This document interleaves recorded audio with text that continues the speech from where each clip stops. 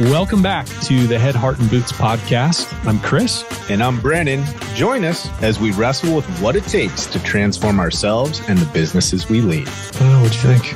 I don't know, it's kind of serious. Should we laugh? Oh, Chris. Starting with a good laugh. Nobody even knows what we're laughing at. Just a couple insane guys laughing before the... Happy New Year, man. Oh, man. Happy New Year. Do you say that with like excitement? Do you say that with relief? What are you thinking when you say Happy New Year right now? Well, when I say that to you, 2022 was an absolute banger year for us. It was so fun, dude. And I'm still kind of tired from it, but it was fun. Yeah. It's pretty wild. So I think it's with great anticipation. That's how I'm feeling that Happy New Year. I just see us. 2023 is going to be a lot of fun and hard work. Oh man, it's going to be hard work. It's looking busy already, but but man, some of the conversations already that we're having are like, oh gosh, dude, it's just already. We got a pretty awesome one this afternoon. The stage is already set, so hopefully we'll be tagging that. Okay, so Holmes, I've got an idea I wanted to talk about. I thought the timing was good. Yeah, right on. I wanted to take a little bit of a review of this whole resting that our team did. Yeah, how many days did we take off officially? Was it 12, 13 days? Yeah, it was a little over 10 days, I think. Yeah. That we took off, and you and I did it differently. And so I thought it would be helpful. You're saying you did more work than I did during our break? No, I don't know if I did that. I think he might have. I did wrestle a lot with some anxiety though. Me too. About it. Yeah. Like it didn't equal to what I anticipated, but it also gave me food for thought for next year. 100% agree. I think we should really take some time and unpack what that looks like, because I think our industry, really the whole service industry, and it doesn't matter whether you're on operations or sales side, it is hard. It's hard to shut down. Well, and half of our clients ended up, the whole United States almost felt some was impact. In a bonkers cat situation. Yeah. Dumb. So let's do that. But we have some people to thank. Yes, we do. Before we get too deep in our conversation. That's right.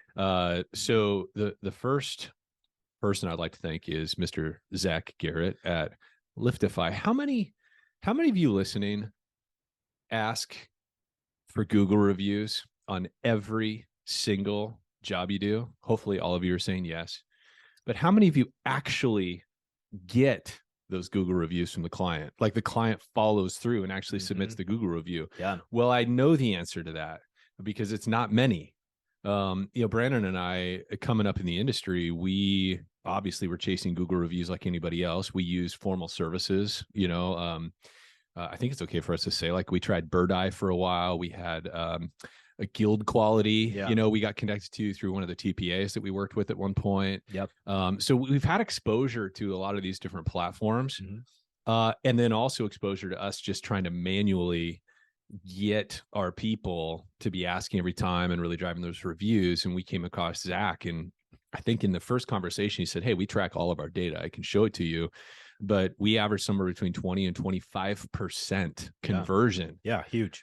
Whereas he said the industry data that he has available is that other competitors, other platforms, some of which we've actually tried, generally hang in that 0 to 10%, even amongst the good ones. And even less if you're doing it yourself, single digits, right? On average. So 20 to 25% is extraordinary. And there's some interesting magic that they've put together in the background to make that happen. But I won't bore you with that stuff. It works, but it works. Yeah. And it's been one of those vendor partners that we've really latched onto, and we literally recommend to every single client we come across and everybody we talk to. We're like, "Hey, have you tried Liftify yet?" Because it also works for our business. Absolutely. Holy cow. Yeah. We've gone from 0 to, as a small consulting company. Oh yeah. Like we're probably never going to have 500 reviews because, but Liftify's generated what? We're almost up to 30. Yeah. In a handful of months. Yep. And of course, the volume of our clients, at any given time, most of you know this about us, we're working with, 10, 12, 15 clients at max. So that's extraordinary for us. And we've already seen an uptick in people finding our website because 100%. That organic search results. So anyway, if you are currently asking for Google reviews and you don't have Liftify, you probably should just get Liftify, because you're going to get better results, and it's going to drive organic traffic to your website like we've experienced and our clients have experienced. 100%. Yeah. I think that's all the sales ad we need to do for them. It's fully automated. Check out liftify.com/floodlight, and you'll find out. It's a no-brainer. Cost point, no-brainer. The results, it's a no-brainer thing. So do that right now. Yeah, do it. Okay. One other quick shout out. As many of you guys know, we really admire Michelle over at CNR. One of the oldest publications in our industry, certainly been a voice, a consistent voice in our industry for a long time. Under her leadership, it's taken on a whole new level. There's so much information, so much access to front of the line kind of industry specific stuff that's happening. Yeah. She's just a huge advocate for us as restorers. She's a huge advocate of the industry. And, we kind of make the joke that it feels a lot like Michelle's just a friend of the industry, like a real proactive, engaged friend to the industry. So CNR Magazine, you guys check it out. Obviously, the magazine portion of that is just such a tiny bit of what she's actually built in terms of a media platform. We're just a huge proponent of that, and it's free resources, free access to so much. And again, between her podcast and the other media platforms that she's building, she's got great people in front of her audience all the time. And there's really just no downside to it. So if you haven't yet, go to CNR Magazine, check out the membership, get yourself signed up, let this stuff come in and feed your team. Everything from the online media to the print media. There's just always a valid amount of information and opportunity for us to continue to learn. And again, she's just such a huge supporter of our industry and so consistent. So we really appreciate her as well. Well, and I think within our industry as well, it's probably the best place to advertise. Oh yeah. She's done such a good job of building up her list, and she's so entrepreneurial and driven. Huge. Everybody loves to back a winner. And CNR and Michelle, they're winners. Winners. So, okay. So thanks to those guys. Obviously, they help us do what we do with this show, and we couldn't do it without them. So we're so thankful and honored that they help in that way. Dude, rest. So our trips, our break looked a little different. Do you want to start just kind of giving a overview what you ended up doing, and then maybe I'll kind of shout about what we did? Yeah. So, it just dropped in it feels like Christmas just dropped in our lap, so to speak, this year. Like, we had actually been planning this break since I think last year. In fact, this is a good point, because last year we kind of just spun our wheels through the end of the year.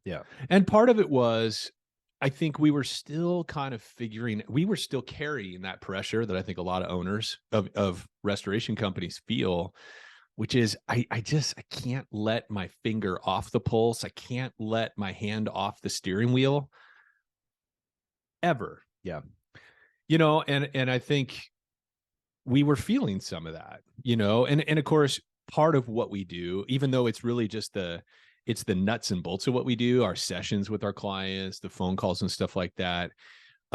It was really hard for us to stop doing that stuff. And so clients actually ended up basically opting out. They're like, you know what? So-and-so's out, my business partner is on a cruise. And so our clients ended up kind of opting out of the interactions the last week and a half or so of the year. And so it let us off the hook, but we weren't intentional about it. And so both of us ended up feeling, just sort of mildly stressed out through the end of the year, and went right into the new year with that. Just like, we had to really make an effort to get out of that. There was very little transition mentally. There wasn't any rest or restoration for us at the end of the year. So anyways, we've been planning this for like 6 months or more since the previous year, and all of a sudden it's upon us. And so what we did was, our last client session, I think, was the 22nd, before Christmas. On the 23rd, my wife and I and our kids flew down to Phoenix, where both my in-laws and my parents are retired and live down there. And so the intent was we were going to stay there through the 3rd. And just try to really take advantage of that time. We were hoping we'd have like 80 degrees and sunny and get a little suntan action. Did not happen. Got some monsoons, some thunderstorms, had like some nice 65, 69 degree days. no 80s. which doesn't get the blood pumping. Phoenix, what the 69 hell? degrees. What Yeah. the hell, Phoenix? Yeah. What happened? But anyhow, so it was arguably the best family vacation we may have ever had, and I have a 17-year-old. Yeah, for those of you that are in that 14 to 18 range, you probably know exactly. I'm prepared to get real honest here. So the shocker. One of the things is we decided not to road trip, which we typically do. We load up our rig and we drive to Phoenix from Oregon, which is basically a 2-day venture. And we flew this time, and I think that made all the difference, man. It's kind of like my wife and I have taken anniversary trips, one of which we rode a train. And anybody who's ridden a train for like a holiday or something, or a cruise ship, same deal. Once you step on to the train or the cruise boat, vacation starts. Oh yeah. There's no more logistics. There's no more, fussing with where are we going to eat? How's this all going to work? It's just, you're there, you're in it, you can relax. And this year we all flew, and it felt like once we got through all the airport bullshit, got the whole family through the security stuff, and we finally got on the plane. It's like, oh, there was that positive letdown, like just the shoulders relaxed as much as they can on a plane when you're 6'1". But it was just that feeling of, okay, now we're on vacation. Whereas when we've road tripped in the past, it's like 2 days and I'm driving 7 hours a day. And and families are families. Yeah. Oh yeah. And having teenagers and whatever. So we flew, and that made a big difference. But my intention was to really try to lay down work. We told all of our clients, look, we're accessible. You need us, call us, text us. Yep. We will be there for you, but no formal meetings. Yep. And my intent was, unless a client called, I was going to try not to even think specifically about work until we'd planned to. And you and I had a planning session on the 30th. Yep. Where it was very strategic and ideation oriented, about initiatives and milestones we're working on for this year and so forth. And it was great. We were thinking the whole day, but it was probably 5 hours, like 4 or 5 hours. And we also, there was a lot of workup going into that break. Totally. That was different too, but yeah. Yeah. And so, we slept in. I don't ever allow myself to really sleep in. I know you don't either. It's kind of like, and my body's on kind of a clock. And so normally I'm up at typically 5 a.m. And I know you're up even earlier most days. And so is my wife. And so this trip, I wanted to prioritize, let's get up when we feel like it, which it almost never happens. We got in a cadence of, we would have waken up on average like at 9 o'clock. Oh my gosh. My parents, I don't even know if I could. My parents have blackout blinds in their guest room. Yeah, that helps. Oh my gosh. Dude. We had one morning where we woke up at 10:30 and Kara's like, because the blackout blinds were all the way up. I'm like, I feel like I'm 19 again and I didn't have class in the morning or something. Right. But doing that,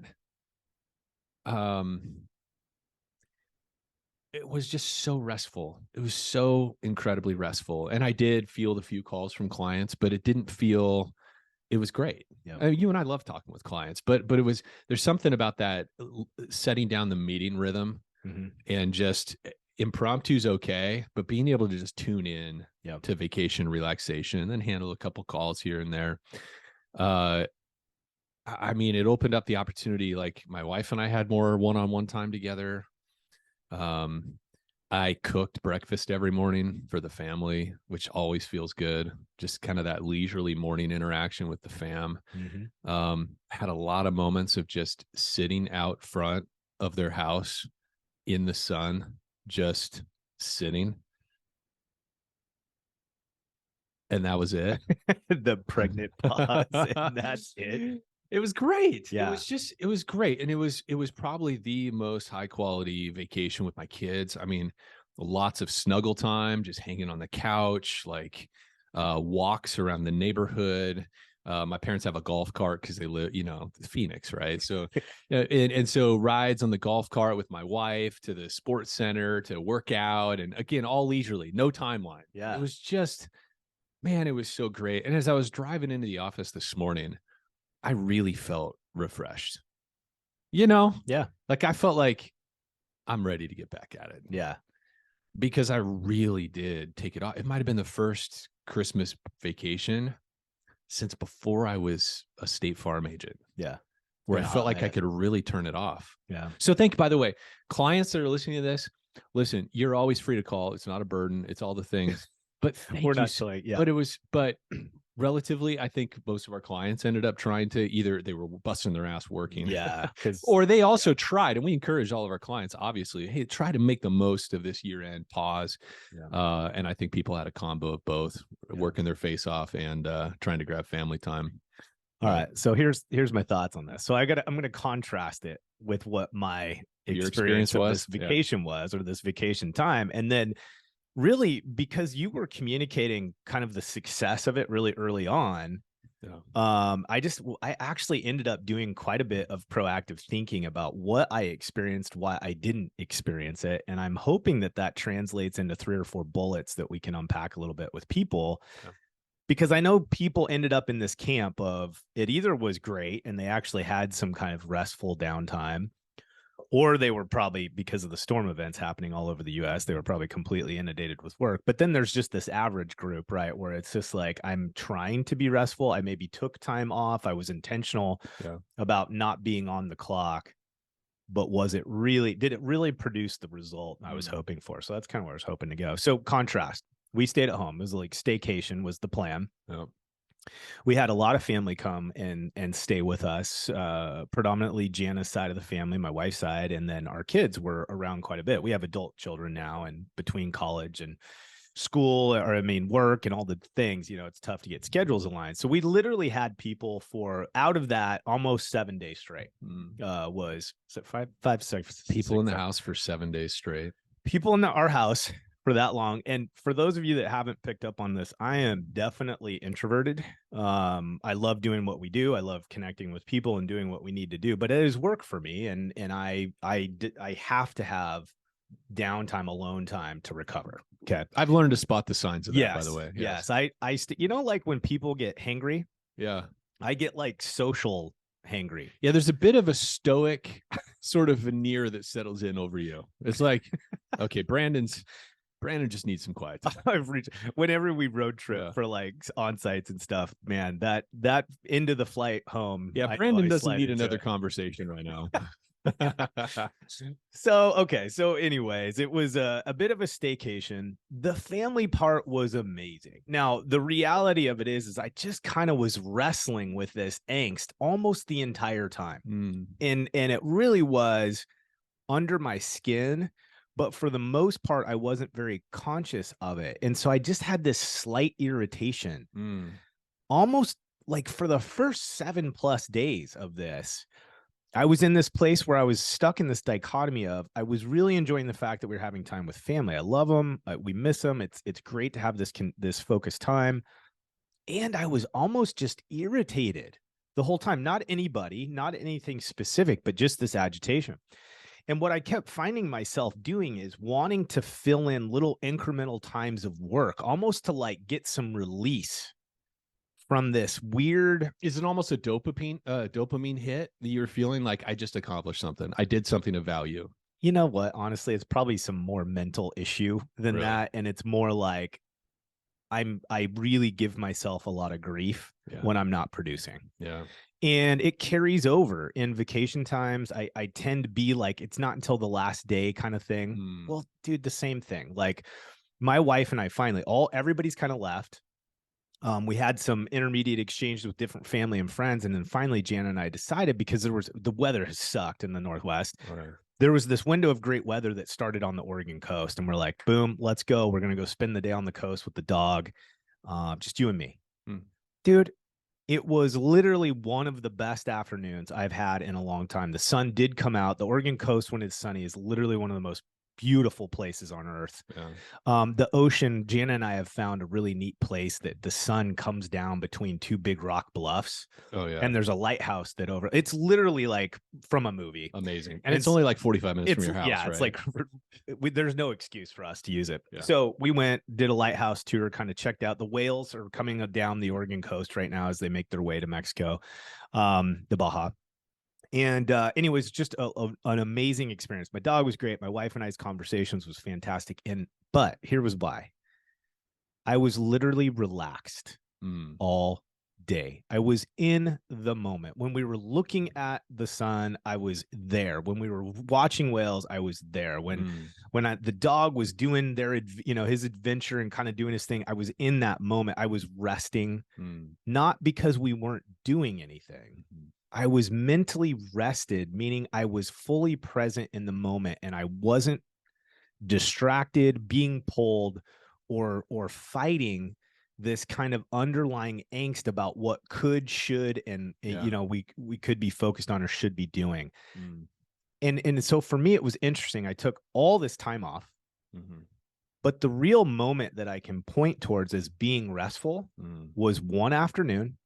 Not much more than about 5 or 6 hours, but it was amazing. Yeah. And I came out the next day. In fact, the reality of it is my excitement coming into this next year is almost 100% based on the rest that I got in a series of 6 hours, not the 10 days. Yeah. Okay. Yeah.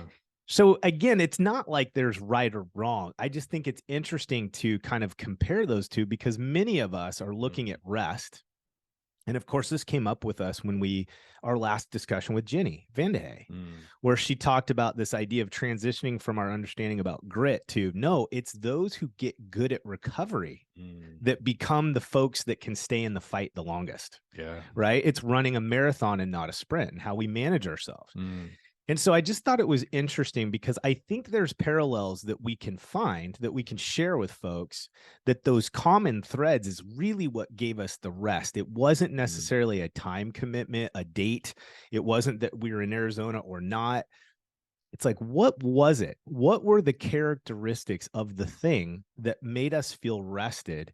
And if we can focus on those, people can apply that into their day-to-day rhythms, their yearly schedules, anticipation of how this year is going to flow. And they don't have to buy into this idea of you have to go on 2-week vacations every quarter. It's like sometimes we create an unrealistic expectation, or we get really frustrated that we take 2 weeks off and it sucks. Right. Well, okay. So, and this isn't necessarily a counterpoint to what you're saying, but I think one of my takeaways was how important it is to build quantity time with our loved ones and our friends throughout the year. Because I think while it doesn't take, I don't think you have to have a 2-week vacation to feel rested and to feel restored. But what I experienced is over a period of days, we had so much quantity time together as a family that we don't normally have. And it took a few days, I feel like, for us to really start to relax together to where like we're really interacting kind of.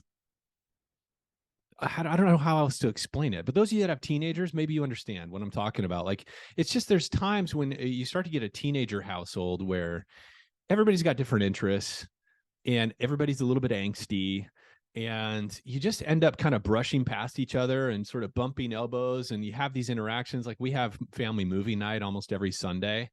And we typically argue about what movie it's going to be. And it's like, somebody's always semi unhappy about it.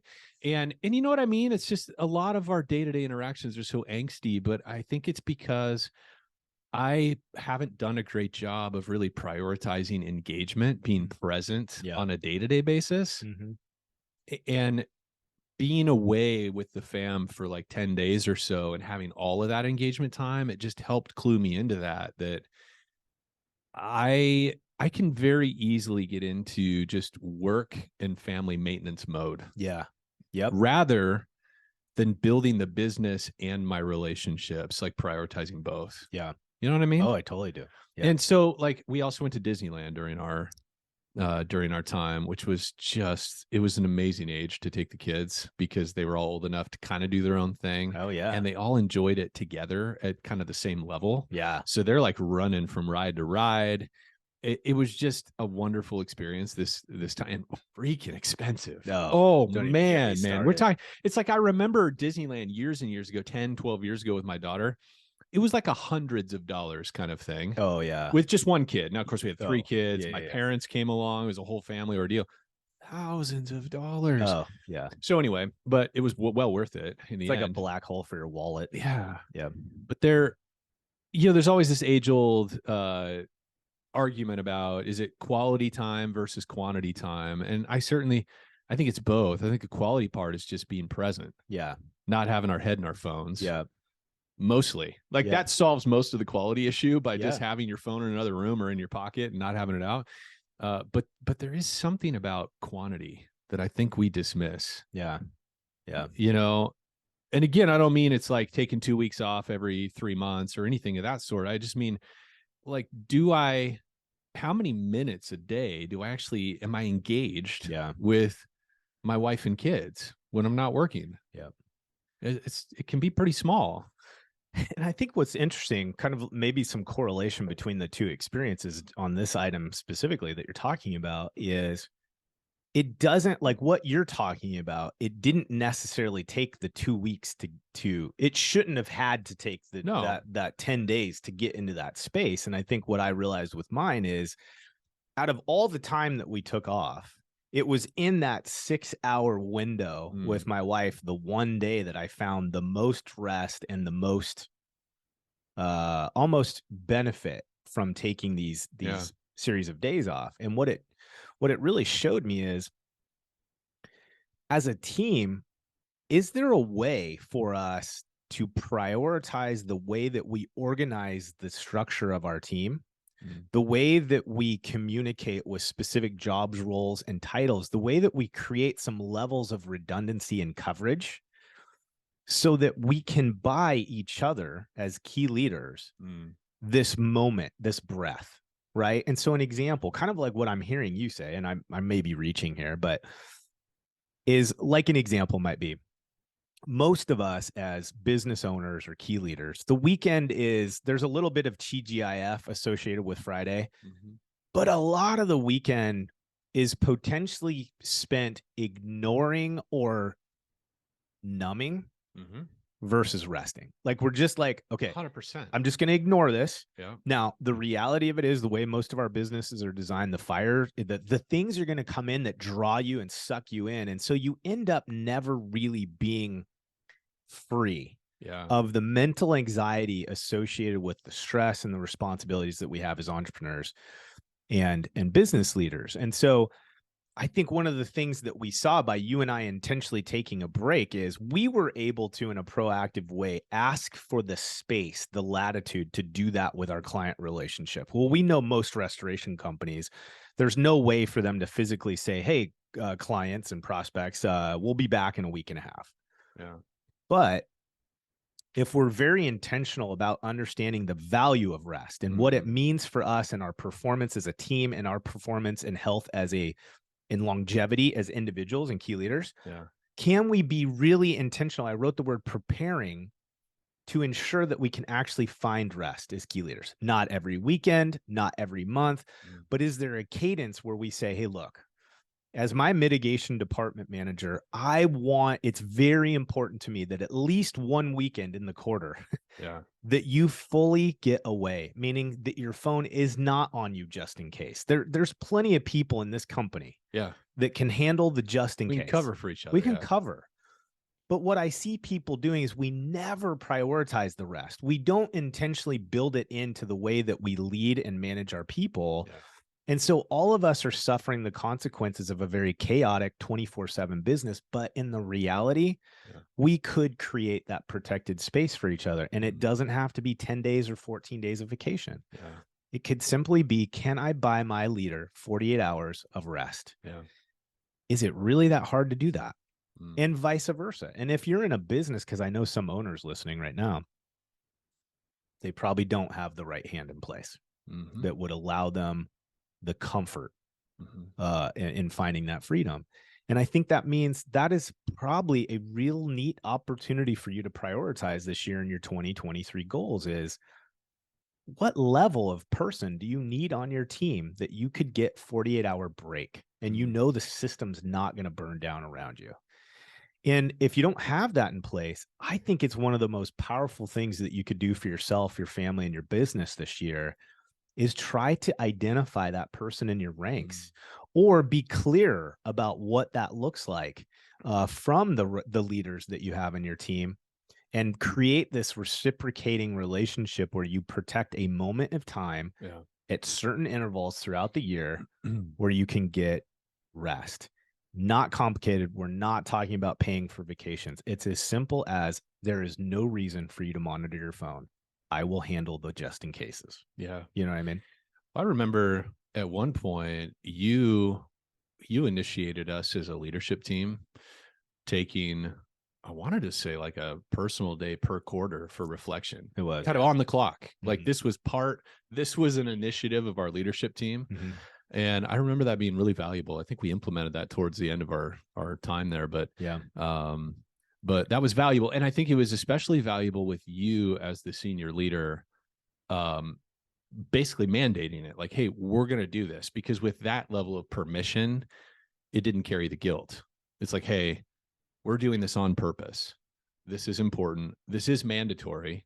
I don't, you have to go away and turn your phone off. Yeah. This is part of us maintaining the health of our company. That's us doing this. And I remember that was really awesome and difficult. I think the first couple times we did it as a group, like, cause we're all achievers, right? And so it was really hard for people not to Mickey Mouse it. Yes. Yeah. Like plan their day run into the beach and they're journaling and stuff, but then they ended up taking 6 phone calls, right? That kind of stuff. It was, I would say in full honesty on that, did it ever really look the way that we intended? I don't think we ever got there. No, I really don't. But I think there is something powerful, like you said, about if we're looking at our organizations and we're saying, hey, it's not just this grit, it's the longevity. It's building a system that can perpetuate success forever. We're going to have to learn how to get these moments of rest to maintain the pace, the race, right? And so this is another thing that kind of struck me that I thought was interesting about this is how many teams did we talk to that, like us, had pinned out the idea that they were going to take a break. Like they were very intentional, like they were going to reduce working hours. They were going to do everything they could to give their entire team kind of a break. Yeah. Well, and then a storm hit. Oh, yeah. And not only did most of the companies that we have any kind of connection to, not only did they not get a break, but they were working at a pace that was triple, quadruple what they were used to. I mean, it was just bonkers. Full on cat. And I think that kind of goes back to some of the principles that we teach some of our operational leaders is when we try to bank on it's going to be this one big day that we're going to be in the office all day to catch up, or it's going to be this 1 month post whatever quarter that we're going to get caught up administratively. Inevitably something happens that totally detonates that entire priority. And I think the same thing can happen with rest. We have to be diligent about bringing in this consistent rhythm about it. That, again, a few hours at a time, a weekend, a single day, and try to get that battle rhythm going so that we don't wait and put all of our eggs on this one holiday break or this extended weekend. And inevitably, after 12 months, have that entire time decimated by a CAT event or some kind of experience. And then we lose all of that. And then we just push our entire team into the next year with no collection of our thoughts, no rest, no break where we can say, okay, deep breath. I'm going to hit reset. I'm ready to go tomorrow. You know what I mean? Yeah. And I think something that's worth mentioning, and we've talked about this a little bit before, is just how there's an unspoken mandate that I think we have within our industry and in a lot of businesses where it's this, again, it's part of this gung-ho service culture of get shit done, figure it out, make it happen, adapt and overcome, all these things. Where I think there can be a lot of stigma attached to taking time off. Sure. Or checking out or turning my phone off. Yeah. there can be a ton of stigma there. So much so that I think as key leaders, we have to actually go out of our way to either, I don't like the word mandate in this conversation, but like we have to proactively tell people, I want you. I need you for the health of our business. You're so important to our business. Yep. I need you to be taking care of yourself. The team needs you to take care of yourself. 100%. And what does that mean? It means that when you're not on call, you're not on call. You leave your phone off. You don't call to check in on your crew that's on call unnecessarily just because you feel stir crazy and you feel like you should be working. You need rest. You should be resting. If you're not resting, you're not performing at the highest level that you could be for the team. Yeah, you're juiced. Yeah, you lose out. We lose out. Everybody loses when you don't take care of yourself.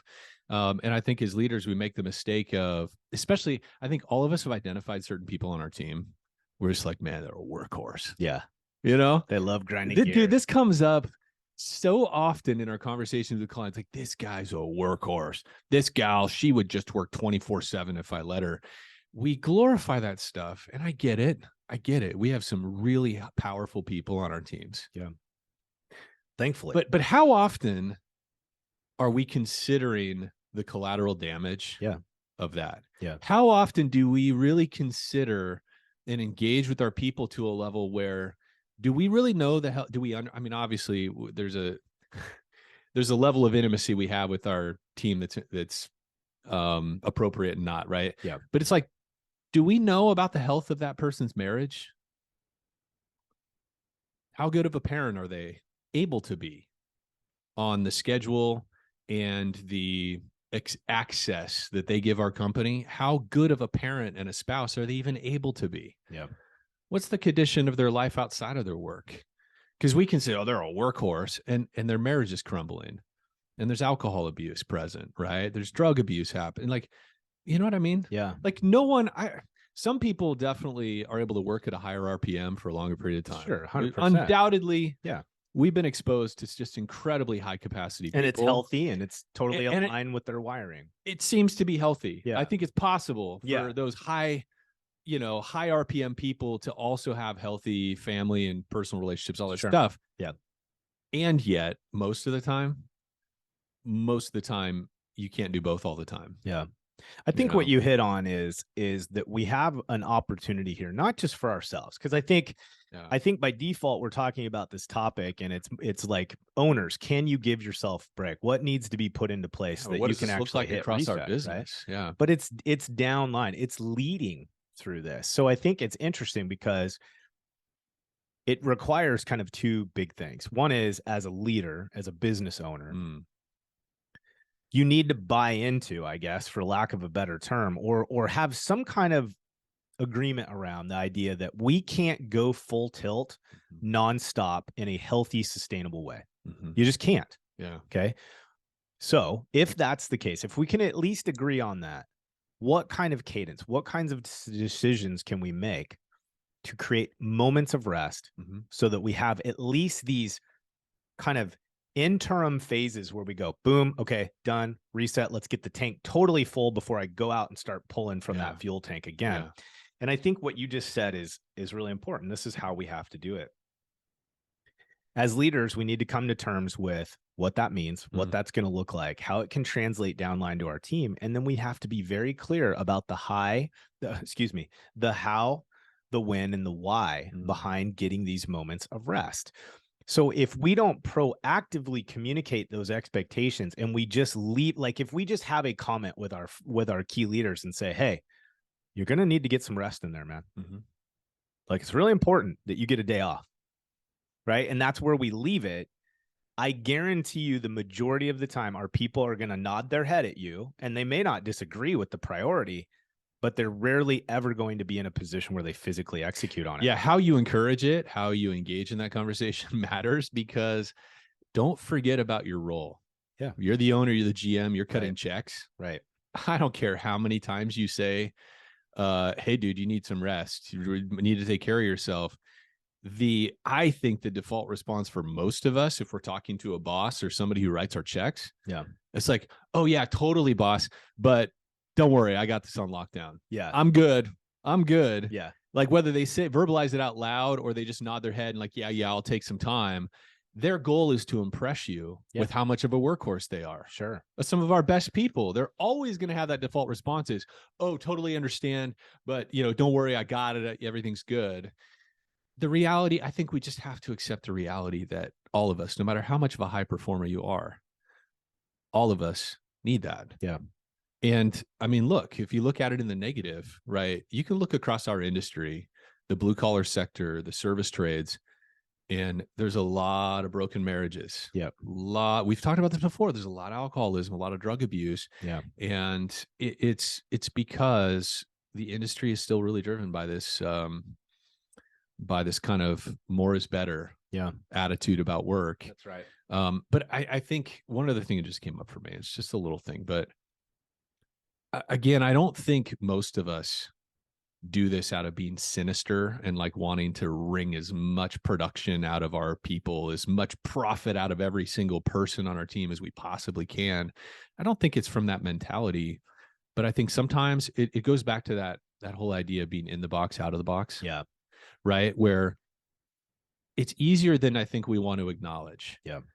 To look at the team around us as production units. We would never say it out loud, but it can be really easy to start thinking in terms of labor cost and our P&L and our top line and our GP, and to see our people through that same lens. Yep. The numbers of the business, the fundamentals. Yep. And when we do that, here's one of the things I've seen happen, and I've done it, is we tend to think when we're hiring labor and we hire somebody and we find out or we know that they're a single person, hey, they don't have a family, they're young, right? What is our calculus? Our calculus is they can work their ass off because they don't have any other responsibilities.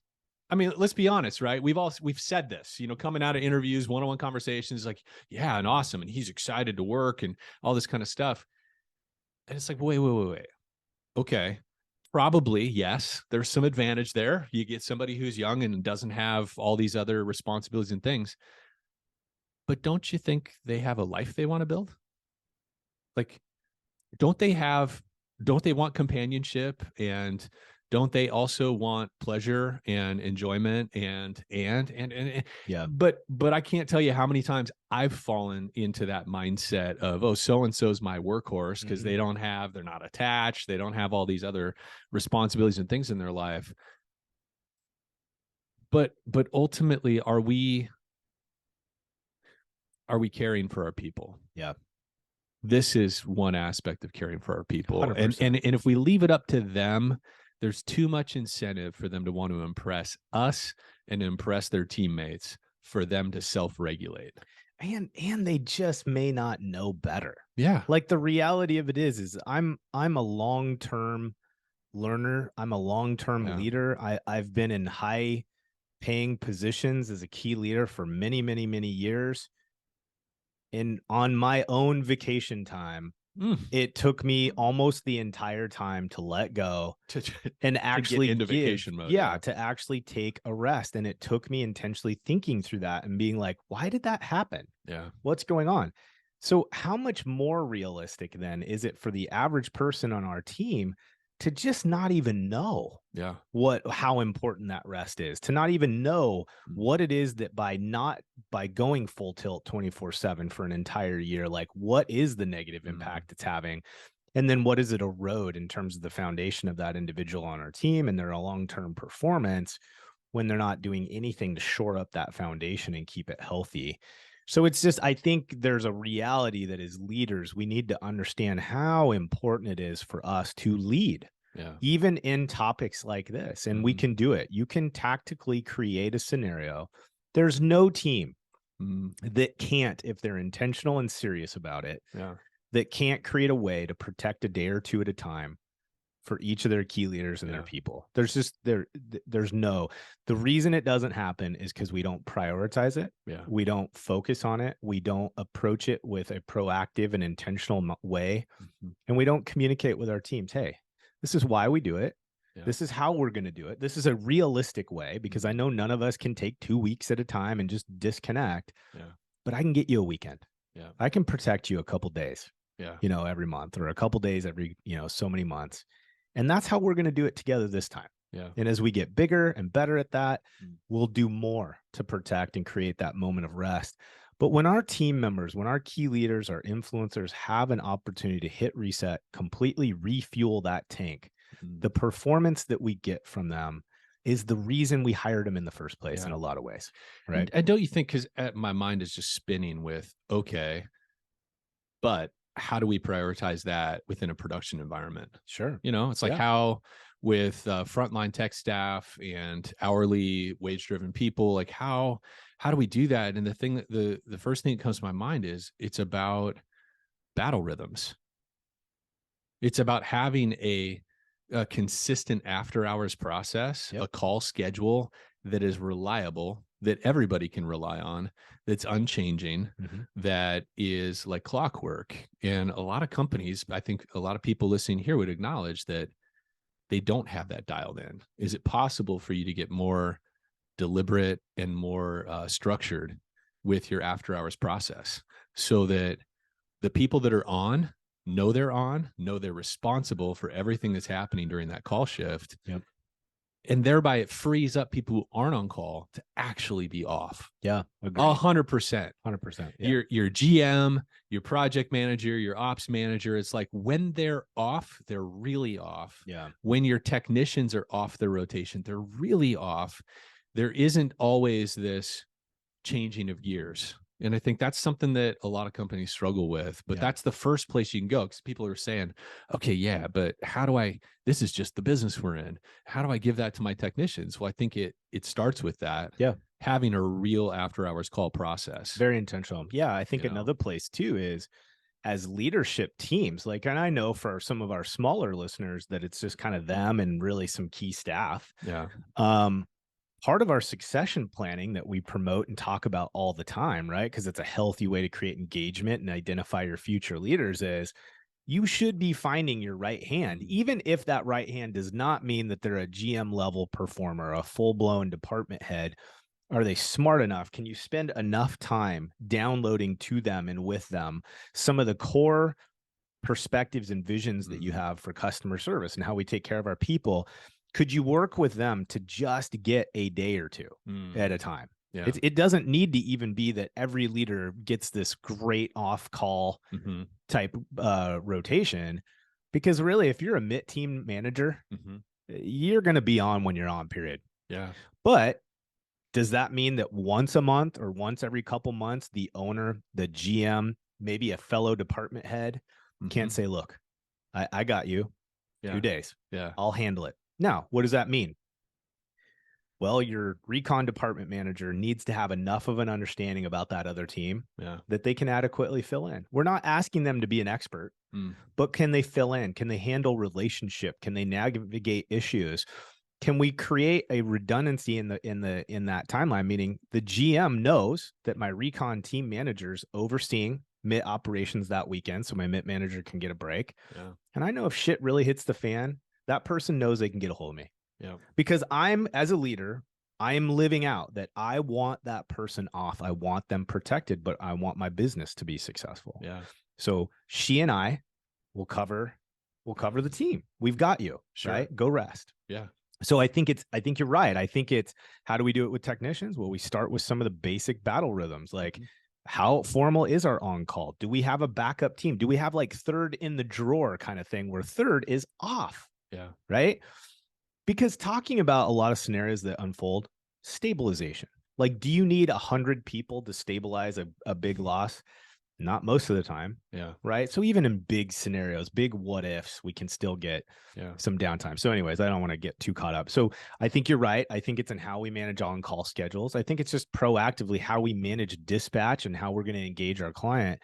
But then I think it's this other thing. It's teaching each of your leaders and key influencers of, if this is important to us as a team, we will create scenarios where we've got you covered. Yeah. It's going to be okay. Yeah. Yeah. And we can certainly do that. And it doesn't have to be every month. Yeah. It doesn't have to be every week, but find something, or quarterly at least. But it probably does need to be more often than we feel comfortable with. That's probably very accurate. Right? Yeah. It's Yeah, like, Or it's that like, we're we're like, willing oh to yeah, I admit. could do that, once a quarter for my team. Yeah, it'd probably be better if it was a little more often than that. But it Start is. It's like just somewhere. getting comfortable Yes. with this is important. And I think as you do it, you see the return. Like Yeah. we described how this made us feel, how you and I are coming into the new year because of the pause. That's right. I think in summary too, the other thing I would just say is that workhorse thing. I think one of the practical steps that if you're listening to this and you're like, yeah, this is something I need to zero in on for this year, I think looking at the people that you would classify as kind of your workhorses on the team and saying, okay, am I really truly caring for this person, or am I kind of happy to take advantage of their work ethic? Yeah. Because those people are inherently, they're the archetypal winners on your team that everybody's pacing off of. Mm-hmm.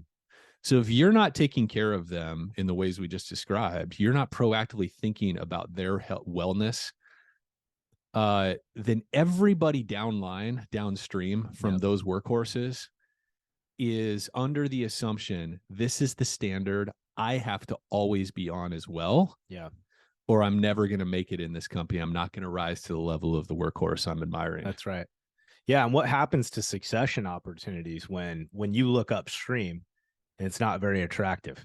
Yeah. Because you're going, I'm already feeling pretty close to 24/7. That role looks absolutely 24/7. Right? Yeah. Is it worth, is 10 grand a year worth that more, or whatever the number is? I mean, that's a real calculus people do. Yeah. And we see this in the business fairly regularly. You got people that are in their position players. Yeah.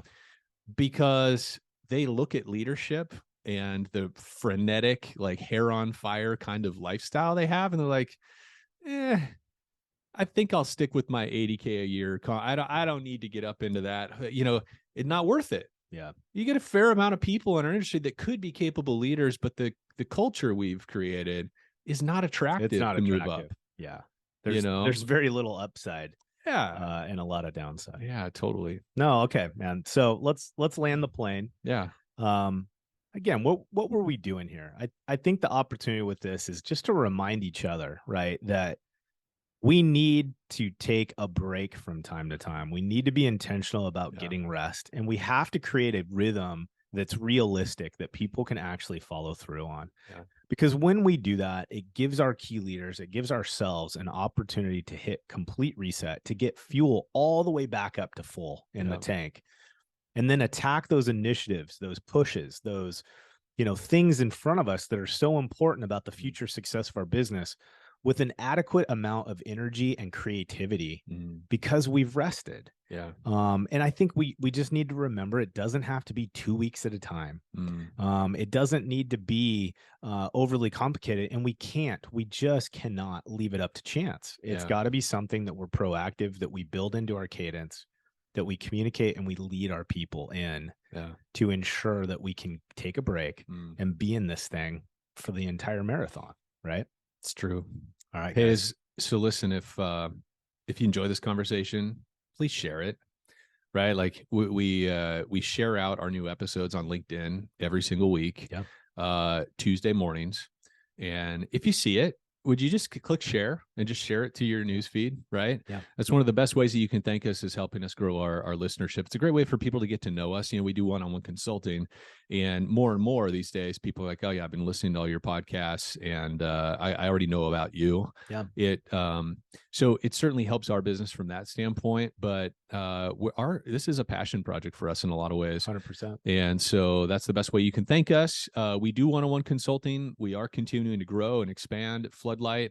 So if you need that kind of help, you go to floodlightgrp.com. Also, another thank you to our sponsors, CNR. Go subscribe if you're not a subscriber yet. Yep. If you're somebody that might benefit from advertising in our industry, you absolutely should talk to Michelle. Very affordable from an advertising standpoint. And then Liftify. Get it. Yeah. If you're asking for Google reviews, great. That's good. But if you're not on Liftify yet, that's the force multiplier. So check out liftify.com, and we will see you next week. Time. See you, gang. All right, everybody. Hey, thanks for joining us for another episode of Head, Heart, and Boots. And if you're enjoying the show, but you love this episode, please hit subscribe, write us a review, or share this episode with a friend. Share it on LinkedIn, share it via text, whatever. It all helps. Thanks for listening.